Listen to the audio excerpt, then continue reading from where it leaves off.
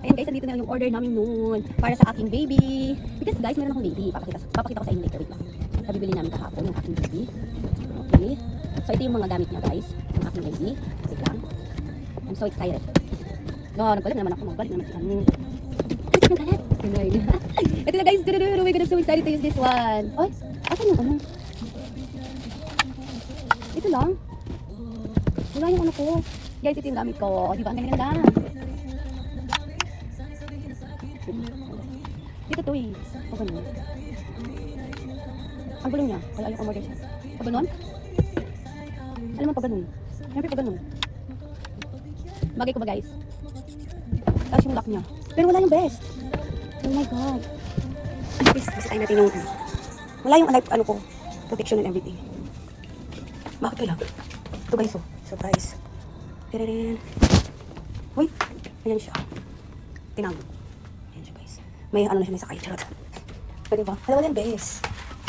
Ayan guys, abangan nyo kung paano ako mag-scooter. Charot. Okay, bye. Ito na. Kasukat na siya. Okay. And this one.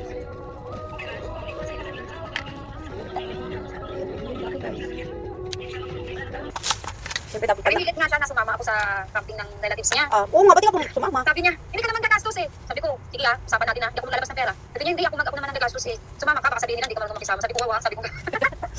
Sumama ka, para ano? Sabi ko nga sa kanya, sabi ko sasama ako pero hindi ako maglalabas ng pera. Bahala kayo gumastos, sabi ko ganun sa kanya. Nakabila ka? 2 days lang naman yun eh, sumama ka na. Kasi kasama yung lahat ng relatives niya eh. Kasi pag hindi ako sumama, hanapin ako eh. Oo. Saan kayo magkaano nun? Hindi ko lang alam, sa Pujaira ata o sa Rasal Kaima.